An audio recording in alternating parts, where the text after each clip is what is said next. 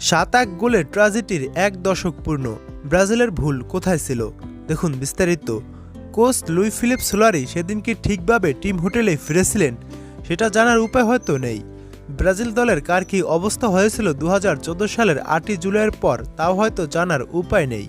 কিন্তু বিশ্বকাপের সেমিফাইনালে যে ট্র্যাজিক ইভেন্ট ব্রাজিল নিজেদের মাটিতে দেখেছিল সেই ধ্বংসস্তূপ থেকে আজ পর্যন্ত আর ফেরা হয়নি তাদের। জার্মানির কাছে নিজেদের মাঠে বেলো হরিজেন্তের স্টেডিয়ামে 7-1 গোলে হেরেছিল বিশ্বকাপের সেমিফাইনালে। সেই গোলের পর থেকেই ব্রাজিল ফুটবলে শুরু হয়েছে এক দীর্ঘতির পতন, যেখান থেকে আজ পর্যন্ত ফেরা হয়নি তাদের। প্রতিটি টুর্নামেন্টে ব্রাজিল শুরু করে ফেভারিটের তকমা নিয়ে, মাঝে 2বার অলিম্পিক স্বর্ণপদক আর একটি কোপা আমেরিকাও জয় করেছিল তারা। কিন্তু ব্রাজিল ফুটবলে চিরায়ত সৌন্দর্যের মৃত্যু হয়েছিল সেই দিনের ওই এক ম্যাচেই। 1950 সালের বিশ্বকাপের ফাইনালে ব্রাজিল খেলেছিল নিজেদের ঘরের মাঠে। ঐতিহাসিক মারাকানায় জয় পেলেই বিশ্বকাপ তাদের। এমন এক ম্যাচে ব্রাজিল হেরে যায় উরুগুয়ের কাছে। শোকে পাথর হয়ে ব্রাজিল সেদিনের পর বদলে ফেলে নিজেদের জার্সি, সাদা থেকে ব্রাজিলের জার্সি হয়ে যায় হলুদ। 2014 সালে সেমিফাইনালের পর ঠিক তেমন কোনো কাঠামোগত পরিবর্তন হয়নি ব্রাজিল ফুটবলে, কিন্তু কালের সাক্ষী হিসেবে ব্রাজিলের কপালে লেগে যায় ইতিহাসে সবচেয়ে বাজে হারের তকমা। এখনও 2014 বিশ্বকাপের কথা এলেই পোস্টার হয়ে থাকে বেলো হরিজেন্তের স্টেডিয়ামে সেই বিধ্বস্তি রাত।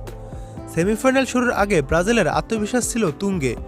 ঘরের মাঠে বিপুল সমর্থন কাজে লাগিয়ে নিশ্চিত করবে বিশ্বকাপের ফাইনাল, এমনটাই ছিল অনুমান। শুরুটাও আক্রমণাত্মক।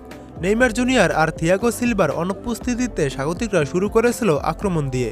ম্যাচে জার্মানি প্রথম আক্রমণে ওঠে 13তম মিনিটে। মার্সেলোর বল কেড়ে নিয়ে গিয়ে পাঠিয়ে দেন গোললাইনের বাইরে।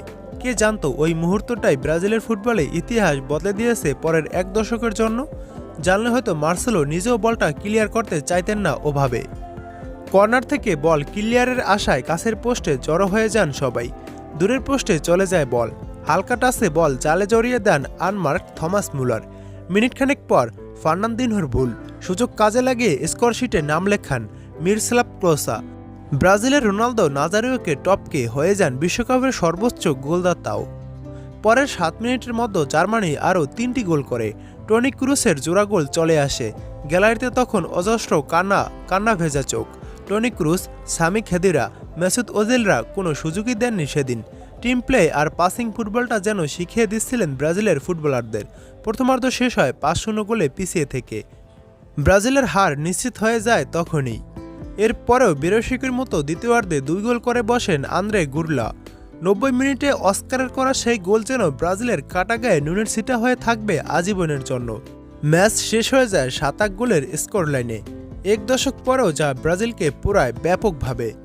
এতগুলো বছর পর জার্মানির দলের সেই কোচ জোয়াকিম লো নিজেও এই জয়কে স্মরণ করেছেন। তার কাছে এটাই ক্যারিয়ারে স্মরণীয় জয়। তবে সেদিন দ্বিতীয়ার্ধে আরও গোলের সুযোগের প্রত্যাশা ছিল তার।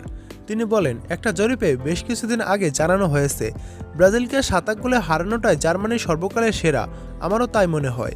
এরপর আসবে 2014 সালের ফাইনালে আর্জেন্টিনাকে ফাইনালে হারিয়ে শিরোপা জয়। এই দুটো ম্যাচ নিয়ে এতদিন পরও কথা হয় জার্মানিতে।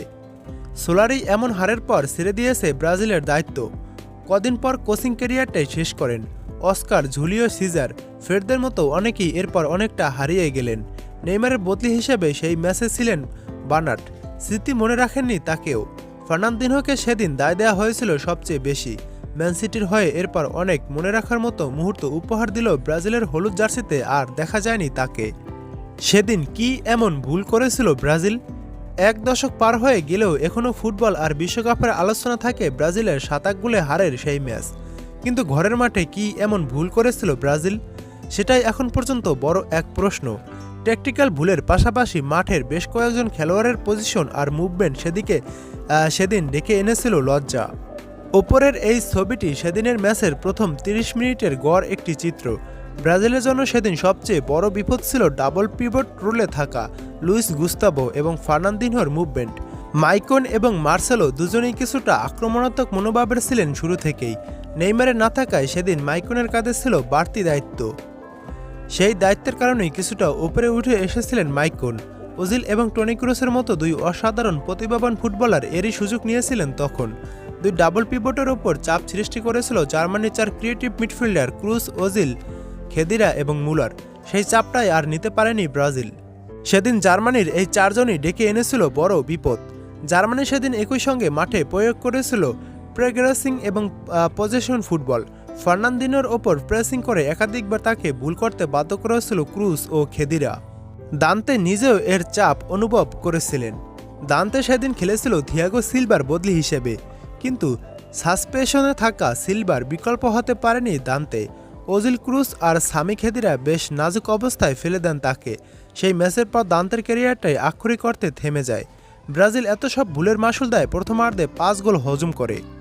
এখন ব্রাজিল দলে তরুণ অনেকেই এসেছে। রদ্রিগো, ভিনিসিয়াস জুনিয়র, রাফিনহা, এনরিকরা এখন নতুন ব্রাজিলের প্রতিনিধি, কিন্তু ব্রাজিলকে আর পাওয়া যায়নি সেই আগের ছন্দে।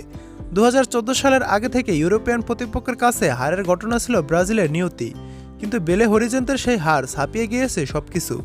ব্রাজিলের ভক্তদের কাছে 7-1 গোলের হার বিষাদের। তবে এই বিষাদ কেবল একদিনের জন্য নয়, বরং এক দশক আগে ব্রাজিলের ফুটবলের সবচেয়ে বড় বাকবদল হিসেবে 8 জুলাই হাজির হয় ব্রাজিল ভক্তদের সামনে।